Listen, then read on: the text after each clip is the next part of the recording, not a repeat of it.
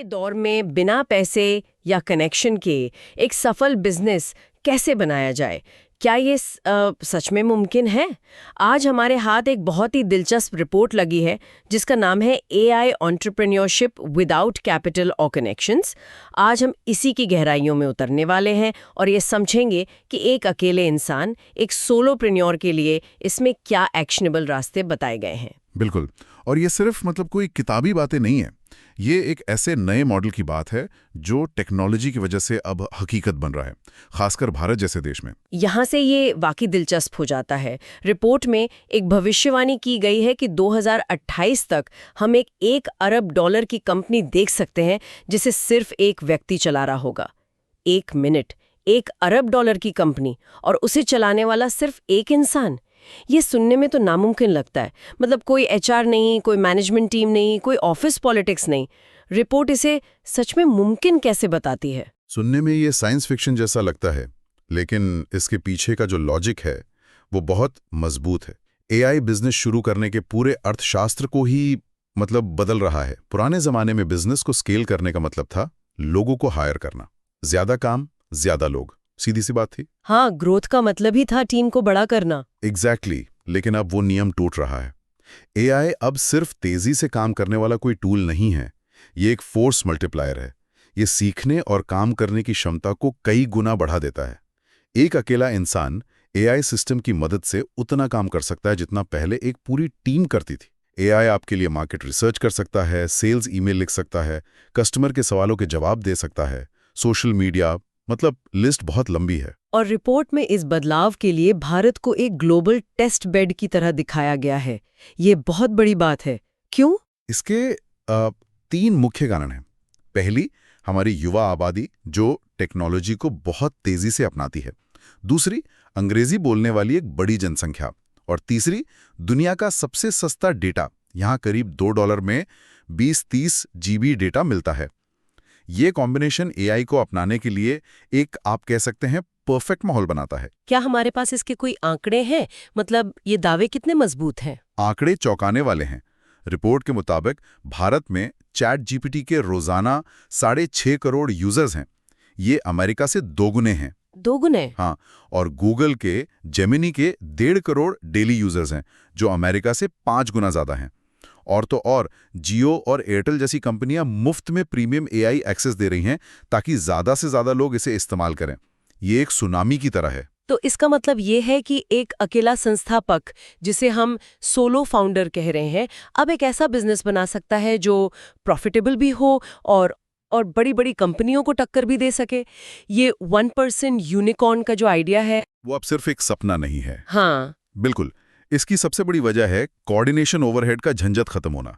जब आप एक टीम बनाते हैं तो आधा टाइम तो मीटिंग्स, कॉल्स और एक दूसरे को अपडेट करने में ही निकल जाता है। एक सोलो फाउंडर का ये सारा टाइम और पैसा बचता है। रिपोर्ट कहती है कि एक सफल सोलो फाउंडर एक टी शेप्ड प्रोफेशनल होता है। टी शेप्ड, इसका क्या मतलब हुआ? इसका मतलब है कि किसी एक क्षेत्र में आपकी बहुत गहरी विशेषज्ञता है, ये टी का वर्टिकल हिस्सा है।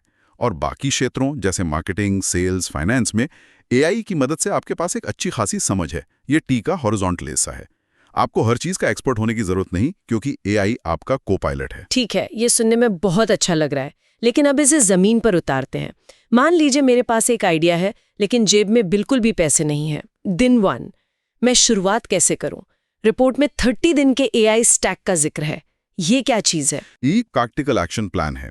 ये दिखाता है कि कैसे मुफ्त या लगभग मुफ्त एआई टूल्स का इस्तेमाल करके 30 दिनों में एक आइडिया से पहली कमाई तक पहुंचा जा सकता है। चलिए इसे हफ्ते दर हफ्ते तोड़कर देखते हैं। पहले हफ्ते का मिशन है B2B आउटरीच, यानी बिजनेस क्लाइंट्स तक पहुंचना। लेकिन क्लाइंट्स मिलेंगे कहाँ से और उन्हें ईमेल कौन लिखेगा? ये तो पूरी सेल्स टीम का काम है। यहीं पर एआई काम आता है। Apollo.io नाम का एक टूल है। ये आपको हर महीने 10,000 ईमेल क्रेडिट मुफ्त देता है। आप इससे अपने टारगेट कस्टमर्स की लिस्ट बना सकते हैं और एआई की मदद से पर्सनलाइज्ड ईमेल ऑटोमेटिकली भेज सकते हैं। सोचिए, हफ्ते के अंत तक एआई आपके लिए हजारों ईमेल भेज चुका होता है और शायद आपका पहला क्लाइंट भी मिल गया हो। लेकिन क्या ये सच में इतना आसान है? लोग रोजाना सैकड़ों प्रमोशनल ईमेल्स डिलीट कर देते हैं। क्या एआई से भेजा गया ईमेल स्पैम जैसा नहीं लगेगा? क्या इसमें कुछ ऐसा खास है जिससे लोग इसे सच में खोलकर पढ़ें? बहुत अच्छा सवाल है। एआई अब सिर्फ नाम बदलने से कहीं ज्यादा स्मार्ट हो गया है। ये क्लाइंट की लिंक्डइन प्रोफाइल, उनकी कंपनी की हाल की खबरों को स्कैन करके ऐसे ईमेल तैयार कर सकता है जो बहुत ज्यादा रेलेवेंट और पर्सनलाइज लगें। ये ऐसा लगता है जैसे आपने उस क्लाइंट पर रिसर्च करके ईमेल लिखा है, जबकि ये काम एआई ने कुछ सेकंड में कर दिया। तो हाँ, ओपन रेट्स और रिप्लाई रेट्स काफी बेहतर होते हैं। ठीक है, मान लिया पहले हफ्ते में कुछ लीड्स आ गई। अब प्रोडक्ट या सर्विस बेचनी कहाँ है? वेबसाइट बनाने में तो पैसे और टाइम दोनों लगते हैं।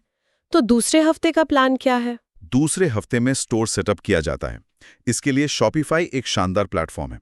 ये 3 दिन के मुफ्त ट्रायल के बाद पहले 3 महीनों के लिए सिर्फ $1 प्रति माह पर मिलता है। और इसमें शॉपिफाई मैजिक जैसे एआई फीचर हैं जो आपके प्रोडक्ट के लिए शानदार डिस्क्रिप्शन, ब्लॉग पोस्ट और ईमेल खुद लिख देते हैं। मतलब आपकी प्रोफेशनल दिखने वाली ई-कॉमर्स वेबसाइट लगभग बिना किसी लागत के तैयार। कमाल है। तो सेल्स और वेबसाइट का काम हो गया, लेकिन कस्टमर्स को बनाए रखना और नए कस्टमर्स लाना यानी मार्केटिंग का क्या? ये तीसरे हफ्ते का काम होगा। बिल्कुल। तीसरे हफ्ते में आप अपने ग्राहकों से रिश्ता बनाते हैं। इसके लिए सीआरएम यानी कस्टमर रिलेशनशिप मैनेजमेंट और कंटेंट मार्केटिंग जैसे टूल काम आते हैं। ब्रेवो जैसा टूल आपको हर दिन 300 ईमेल मुफ्त में भेजने की सुविधा देता है ताकि आपके ग्राहक आपको भूले नहीं। और मेरा पसंदीदा टूल है ओपस क्लिप। ओपस क्लिप ये क्या करता है? ये तो जादू जैसा है। मान लीजिए आपने 1 घंटे का लंबा वीडियो बनाया, जैसे कोई ट्यूटोरियल या वेबिनार। आप उसे ओपस क्लिप पर अपलोड करते हैं और एआई अपने आप उसमें से 20-30 सबसे दिलचस्प, वायरल होने लायक शॉर्ट वीडियो क्लिप्स बना देता है, वो भी बिना वाटरमार्क के। कैप्शन भी खुद लगा देता है। मतलब एक वीडियो से पूरे महीने का सोशल मीडिया कंटेंट तैयार। ये तो गेम चेंजर है। मतलब मैं 1 घंटे का वीडियो बनाऊं और एआई मुझे पूरे महीने का सोशल मीडिया कैलेंडर बनाकर दे देगा। ये तो किसी भी कंटेंट क्रिएटर का सपना है। इसमें कितना वक्त लगता है? कुछ मिनट। आप कॉफी बनाने जाइए और वापस आने तक आपके क्लिप्स तैयार होंगे। वाओ! यानी तीसरे हफ्ते तक आपकी मार्केटिंग भी ऑटोमेट हो गई। लेकिन अक्सर छोटी मोटी गलतियों से पूरा इंप्रेशन खराब हो जाता है, जैसे वेबसाइट पर कोई टाइपो या अजीब भाषा। क्या एआई इसमें भी मदद कर सकता है ताकि सब कुछ एकदम प्रोफेशनल लगे? ये चौथे हफ्ते का काम है, पॉलिश और तैयारी। हम्म क्विलबॉट एक एआई राइटिंग असिस्टेंट है। ये आपकी वेबसाइट की कॉपी, विज्ञापन और ईमेल को सिर्फ ग्रामर की गलतियों से मुक्त नहीं बनाता, बल्कि आपकी भाषा की टोन को भी सुधारता है। अगर आप चाहते हैं कि आपका ब्रांड ज्यादा भरोसेमंद लगे या ज्यादा मजेदार लगे, तो ये उसे भी एडजस्ट कर सकता है। तो ये पूरा stack Apollo, Shopify, opus clip, QuillBot एक अकेले इंसान के लिए सेल्स, वेबसाइट, मार्केटिंग और कंटेंट टीमों की जगह ले लेता है। तो अब हमारे सोलो फाउंडर के पास सारे हथियार तो आ गए, एक पूरी डिजिटल टीम तैयार है। लेकिन हर सुपर हीरो की तरह उसे एक मिशन चाहिए। अब सवाल ये है कि इस ताकत का इस्तेमाल कौन सी समस्या सुलझाने के लिए किया जाए? रिपोर्ट में इस पर क्या सलाह दी गई है? रिपोर्ट में एक बहुत ही कारगर फ्रेमवर्क दिया गया है। उन समस्याओं पर ध्यान दें जो 4 शर्तें पूरी करती हों। पहला, वो काम जो हाथ से करने पर बहुत महंगे और समय लेने वाले हों। दूसरा, जो बार बार करने पड़ते हों। तीसरा, जिनकी सफलता को आसानी से आंकड़ों में मापा जा सके। और चौथा, जिन पर कंपनियां पहले से ही पैसा खर्च कर रही हों। क्या इसका कोई उदाहरण दे सकते हैं? एक बहुत प्रभावी मॉडल है माइक्रो सैस का। सैस का मतलब है service as a software. Micro SaaS का फंडा है, पहले कोई सर्विस दें और फिर उसे ऑटोमेट करके एक सॉफ्टवेयर बना दें। जैसे मान लीजिए आप वकीलों के लिए कानूनी दस्तावेजों की समीक्षा करने की सर्विस देते हैं। शुरुआत में आप ये काम चैट जीपीटी जैसे टूल से खुद कर सकते हैं। तो आप कह रहे हैं कि मैं पहले खुद एआई बनकर काम करूं? एक तरह से हाँ। जब आपके पास 10-15 क्लाइंट हो जाएं और आपको समझ आ जाए कि उनकी असल ज़रूरत क्या है, तब आप एक सिंपल वेब ऐप बना सकते हैं जहां क्लाइंट सीधे डॉक्यूमेंट अपलोड करें और एआई उन्हें जांच ले। आपने अपनी ही सर्विस को ऑटोमेट कर दिया। ये एक बहुत पावरफुल बिजनेस मॉडल है। ये तो बहुत ही स्मार्ट तरीका है। बिना कोड लिखे पहले मार्केट को टेस्ट कर लिया। और कोई आइडिया? जरूर।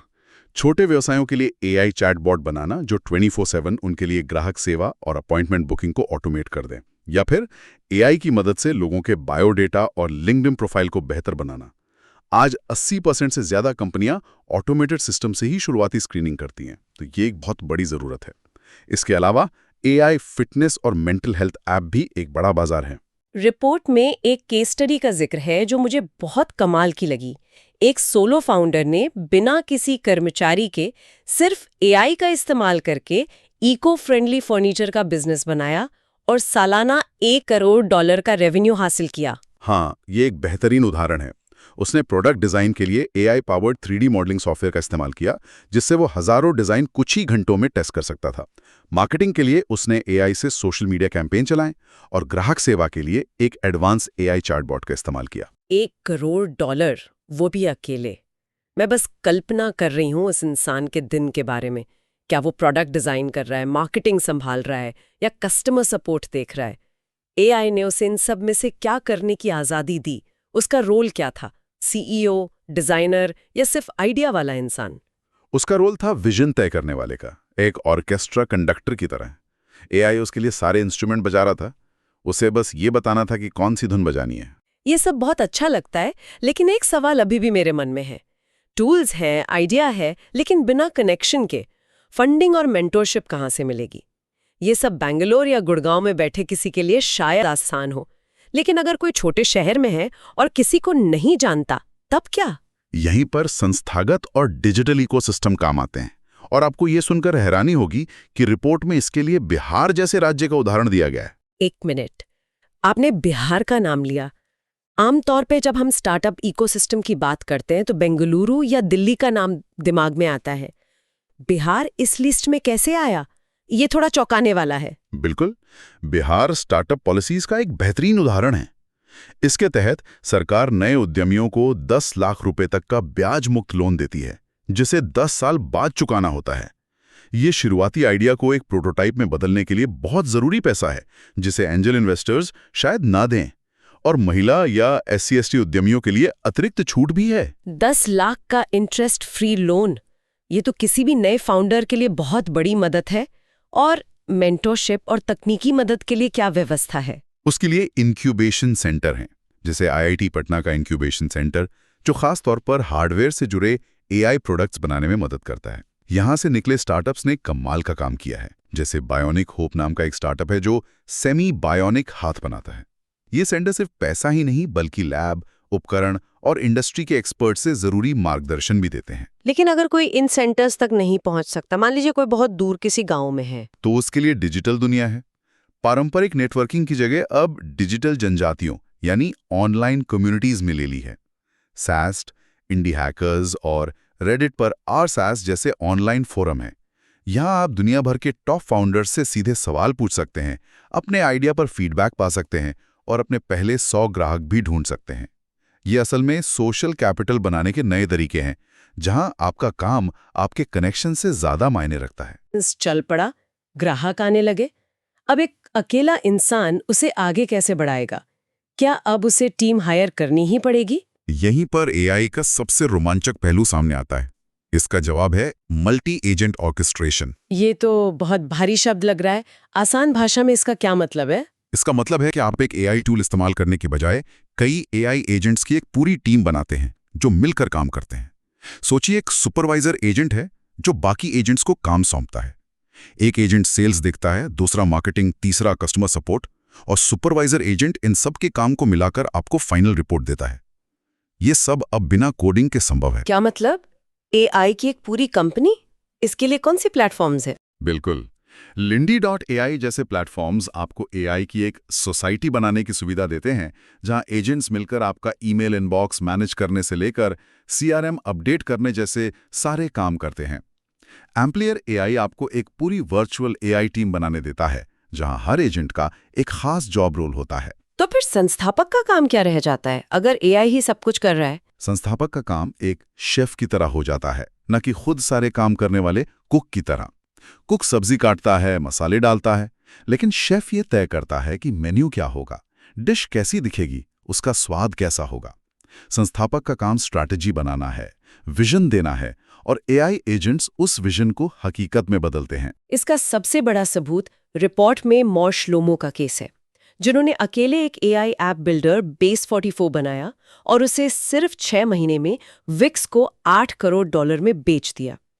$8 करोड़ मतलब लगभग 660 करोड़ रुपए। ये सोलो एडवांटेज को दिखाता है, एक साफ विजन और रॉकेट जैसी रफ्तार जो बड़ी टीमों में अक्सर मीटिंग्स और अप्रूवल में खो जाती है। एग्जैक्टली। मॉर ने किसी को हायर नहीं किया, कोई मीटिंग नहीं की, बस एक आइडिया था और उसे अमल में लाने के लिए एआई की एक फौज थी। तो इस पूरी चर्चा का सार क्या है? हमने देखा कि कैसे एआई ने बिजनेस की दुनिया के नियम ही बदल दिए हैं। जीरो बजट एआई स्टैक का इस्तेमाल करके एक सही बिजनेस आइडिया चुनकर बिहार स्टार्टअप पॉलिसी जैसे संस्थागत और इंडी हैकर्स जैसे डिजिटल सपोर्ट का लाभ उठाकर और फिर एआई एजेंट्स की एक टीम के साथ स्केल करके कोई भी कहीं से भी एक सफल उद्यमी बन सकता है। बिल्कुल। सफलता अब किस्मत या आपके पापा कौन है इसका खेल नहीं रही। ये आप सिस्टम डिजाइन और अनुशासन का नतीजा है। उद्यमी की असली कीमत अब ये नहीं है कि वो काम कैसे करता है, बल्कि ये है कि वो क्या करने का फैसला लेता है, यानी विजन और निर्णय लेने की क्षमता। रिपोर्ट में से एक बहुत ही पावरफुल नाम दिया गया है, सॉवरेन डेवलपर, यानी एक ऐसा व्यक्ति जो अपनी छोटी सी डिजिटल दुनिया का अकेला शासक है। जाते जाते एक विचार छोड़ जाते हैं जिस पर सोचने की जरूरत है। रिपोर्ट में एक और दिलचस्प बात बताई गई है कि एआई ब्राउज़र अब हमें गूगल की तरह 10 लिंक देने के बजाय सीधे एक संश्लिष्ट जवाब देने लगे हैं। ऐसे में एक बहुत बड़ा सवाल उठता है, अगर जानकारी एआई द्वारा प्रोसेस की जाने वाली एक कमोडिटी बन जाती है, तो उस जानकारी को बनाने वाले मूल रचनाकारों, लेखकों, शोधकर्ताओं और कलाकारों को उनका हक या पैसा कैसे मिलेगा? ज्ञान के उस पूरे इकोसिस्टम को बनाए रखने के लिए कौन से नए बिजनेस मॉडल बनाने होंगे जिस पर ये एआई सिस्टम खुद टिके हुए हैं?